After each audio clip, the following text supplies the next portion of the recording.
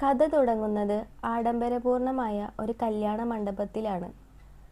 മാധവന്റെ അനിയത്തി മീരയുടെ വിവാഹ നിശ്ചയം നടക്കുകയാണ്.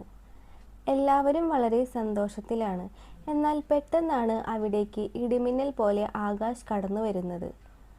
കറുത്ത കാറിൽ നിന്നും ഇറങ്ങുന്ന അവന്റെ കണ്ണുകളിൽ കനലെരിയുന്നുണ്ടായിരുന്നു. കയ്യിൽ ഒരു ഫയലുമായി അവൻ നേരെ സ്റ്റേജിലേക്ക് കയറി.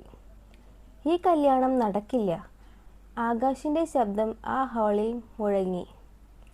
മീരയുടെ ജ്യേഷ്ഠൻ മാധവൻ വിറയലോടെ അവനെ തടയാൻ ശ്രമിച്ചു.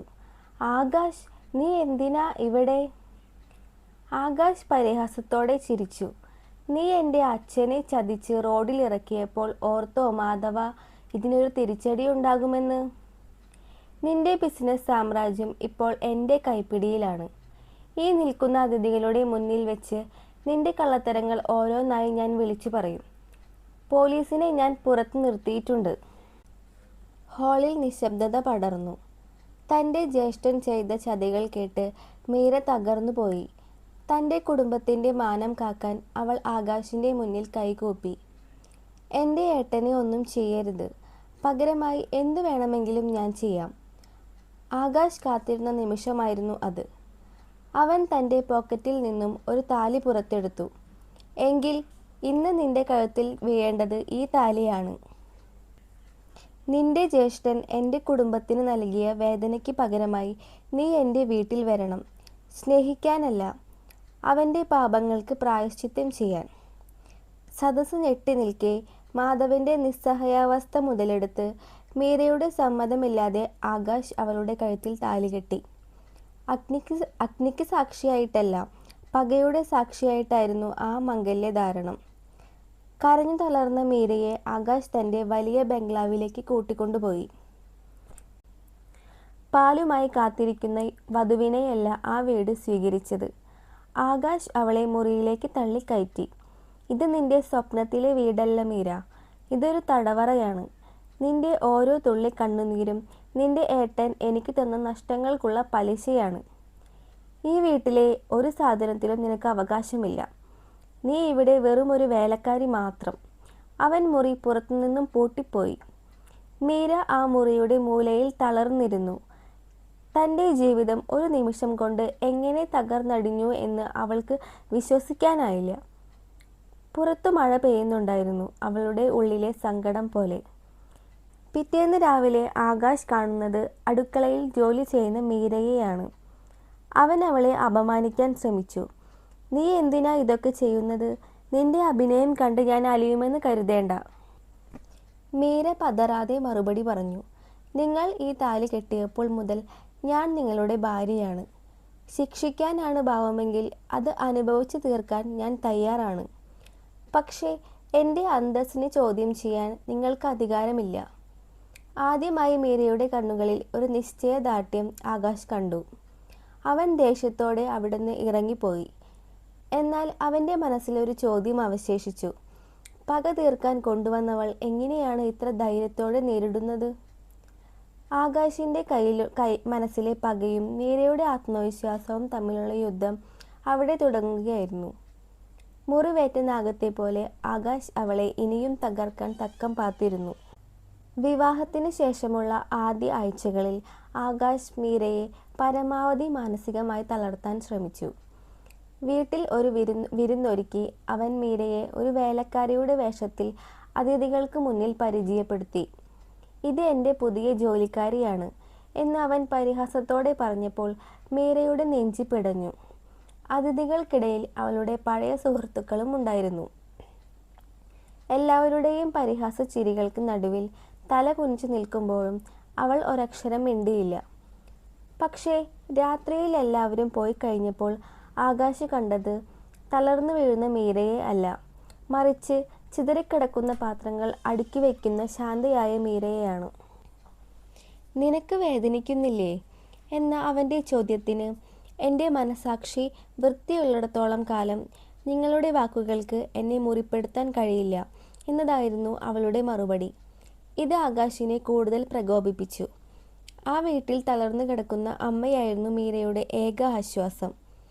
ആകാശിൻ്റെ അച്ഛൻ്റെ മരണശേഷം ആ സ്ത്രീ മാനസികമായി തളർന്നിരുന്നു. ആകാശ് പോലും തിരക്കുകൾക്കിടയിൽ ശ്രദ്ധിക്കാത്ത കാര്യങ്ങൾ മീര ഏറ്റെടുത്തു. അവൾ അവർക്ക് കൃത്യമായി മരുന്നും ഭക്ഷണവും നൽകി. അവരോട് കഥകൾ പറഞ്ഞു. ഒരിക്കൽ ആകാശ് മുറിയിലേക്ക് വരുമ്പോൾ കണ്ടത് തൻ്റെ അമ്മയുടെ കൈപിടിച്ച് പാട്ടുപാടി കൊടുക്കുന്ന മീരയെയാണ്. മാസങ്ങളായി ചിരിക്കാത്ത തൻ്റെ അമ്മയുടെ മുഖത്ത് ഒരു പുഞ്ചിരി കണ്ടപ്പോൾ ആകാശിൻ്റെ ഉള്ളിലെ കടുപ്പമൊന്ന് കുറഞ്ഞു. പക്ഷേ ഉടനെ തന്നെ മാധവൻ്റെ മുഖം ഓർത്തപ്പോൾ അവൻ ആ ചിന്തയെ തള്ളിക്കളഞ്ഞു. ഇതൊക്കെ നിന്റെ അഭിനയമാണ് എന്ന് അവൻ ആക്രോശിച്ചു.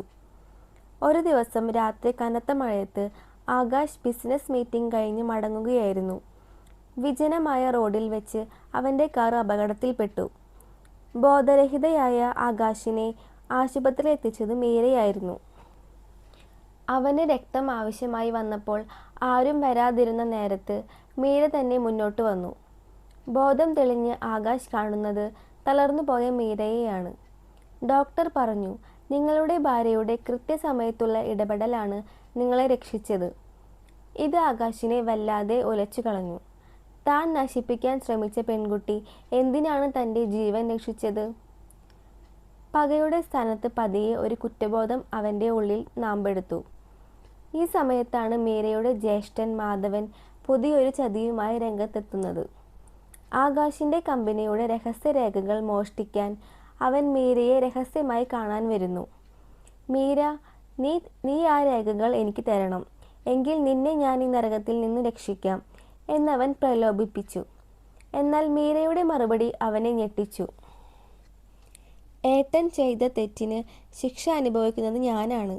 പക്ഷേ എൻ്റെ ഭർത്താവിനെ ചതിക്കാൻ ഞാൻ കൂട്ടുനിൽക്കില്ല. നിങ്ങൾ എൻ്റെ ഏട്ടനായിരിക്കാം, പക്ഷേ ആകാശ് എൻ്റെ ജീവിതമാണ്. മറഞ്ഞു നിന്ന് ഇത് കേട്ട ആകാശ് സ്തംഭിച്ചുപോയി. താൻ ഇത്രയും കാലം വേട്ടയാടിയത് ഒരു മാലാഖയെയാണെന്ന് അവൻ തിരിച്ചറിഞ്ഞ നിമിഷമായിരുന്നു അത്. അവളുടെ സ്നേഹം കേവലം പ്രകടനമല്ലെന്നും അത് ആത്മാർത്ഥമാണെന്നും മനസ്സിലാക്കി. ആ രാത്രി ആകാശ് മീരയുടെ മുറിയിലെത്തി. അവൾ ജനലിലൂടെ പുറത്തേക്ക് മഴ നോക്കി നിൽക്കുകയായിരുന്നു. അവൻ പതുക്കെ അവളുടെ അരികിലെത്തി. ആദ്യമായി അവളുടെ തോളിൽ കൈവച്ചു. മീര ഭയത്തോടെ പിന്തിരിഞ്ഞു നോക്കിയപ്പോൾ ആകാശിൻ്റെ കണ്ണുകളിൽ പകയല്ല, മറിച്ചു കണ്ണുനീരായിരുന്നു. എനിക്ക് നിന്നോട് മാപ്പ് ചോദിക്കാൻ പോലും അർഹതയില്ല മീര. ഞാൻ നിന്നെ ഒരുപാട് വേദനിപ്പിച്ചു, അവൻ ഇടറുന്ന ശബ്ദത്തിൽ പറഞ്ഞു. പക്ഷേ മീര ഒന്നും പറഞ്ഞില്ല. അവൾ അവൻ്റെ നെഞ്ചിലേക്ക് ചായുകയായിരുന്നു. ആ താലിക്ക് അന്നു മുതൽ ഒരു പുതിയ അർത്ഥം കൈവന്നു. പകയുടെ താലി പ്രണയത്തിൻ്റെ നൂലുകളായി മാറിത്തുടങ്ങി. ആകാശും മീരയും തമ്മിലുള്ള ബന്ധം ദൃഢമാകുമ്പോഴും പുറത്ത് മാധവൻ അവരെ തകർക്കാൻ പുതിയ തന്ത്രങ്ങൾ മെനയുന്നുണ്ടായിരുന്നു. പ്രണയം പൂത്തു തുടങ്ങിയ ആ ബന്ധത്തിന് ഇനി നേരിടേണ്ടി വരുന്നത് അതിലും വലിയ വെല്ലുവിളികളാണ്. ആകാശും മീരയും തമ്മിലുള്ള അകലം കുറഞ്ഞു വരുന്നത് മാധവൻ അറിഞ്ഞു. ആകാശിനെ തകർക്കാൻ താൻ കരുവാക്കിയ അനിയത്തി തന്നെ ഇപ്പോൾ അവന് തണലാകുന്നത് മാധവന് സഹിക്കാനായില്ല. അവൻ ഒരു പുതിയ കെണിയൊരുക്കി. ആകാശിൻ്റെ കമ്പനിയിലെ വലിയൊരു തുക മീരയുടെ അക്കൗണ്ടിലേക്ക് രഹസ്യമായി മാറ്റുകയും അവൾ ആകാശിനെ ചതിച്ച് പണവുമായി കടന്നു കളയാൻ ശ്രമിക്കുകയാണെന്ന് വരുത്തി തീർക്കുകയും ചെയ്തു. ഒരു വൈകുന്നേരം ആകാശിൻ്റെ മുന്നിലേക്ക് ഈ തെളിവുകൾ എത്തുമ്പോൾ അവൻ തകർന്നുപോയി. പക്ഷേ പഴയ ആകാശായിരുന്നില്ല അവൻ. മീരയുടെ കണ്ണുകളിലെ സത്യം അവൻ തിരിച്ചറിഞ്ഞിരുന്നു. എങ്കിലും സത്യം എന്തെന്ന് ലോകത്തിന് മുന്നിൽ തെളിയിക്കാൻ അവൻ ഒരു നാടകം കളിക്കാൻ തീരുമാനിച്ചു. അവൻ മീരയോട് ദേഷ്യപ്പെടുകയും അവളെ വീട്ടിൽ നിന്നും പുറത്താക്കുകയും ചെയ്തു. വീട്ടിൽ നിന്നും ഇറക്കി വിടപ്പെട്ട മീര നേരെ പോയത് മാധവിൻ്റെ അടുത്തേക്കാണ്. തൻ്റെ ജ്യേഷ്ഠൻ തന്നെയാണോ ഇതിന് പിന്നിലെന്ന് അവൾക്ക് ഉറപ്പുവരുത്തണമായിരുന്നു. ആകാശിനെ ഉപേക്ഷിച്ച് വന്നതാണെന്ന് കരുതി മാധവൻ തൻ്റെ വിജയം ആഘോഷിച്ചു. കണ്ടോ മീര, ആകാശിനെ ഞാൻ തകർത്തു. ഇനി നിനക്ക് സുഖമായി ജീവിക്കാം. ആ പണം നമ്മുടെ കയ്യിലുണ്ട് എന്നവൻ അഹങ്കാരത്തോടെ പറഞ്ഞു. എന്നാൽ മാധവൻ അറിയാതെ അവൻ്റെ കുറ്റസമ്മതം മീര തൻ്റെ ഫോണിൽ റെക്കോർഡ് ചെയ്യുന്നുണ്ടായിരുന്നു. പെട്ടെന്ന് ആകാശ് പോലീസുമായി അവിടേക്ക് കടന്നു വന്നു.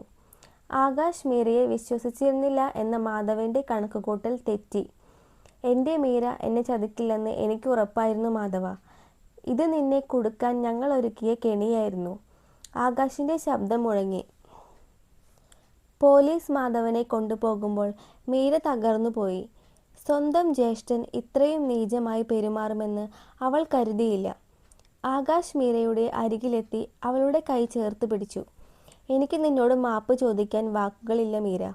എൻ്റെ പക എൻ്റെ കണ്ണുകളെ അന്ധനാക്കിയിരുന്നു. നീ എനിക്ക് നൽകിയ സ്നേഹം ഞാൻ തിരിച്ചറിഞ്ഞത് വൈകിയാണ്. ആകാശ് തൻ്റെ കഴുത്തിൽ കെട്ടിയ താലി മീര ഒന്നുകൂടി മുറുക്കി പിടിച്ചു. പകയോടെയാണെങ്കിലും നിങ്ങൾ എൻ്റെ കഴുത്തിൽ കെട്ടിയ ഈ താലി എൻ്റെ ജീവനാണ്.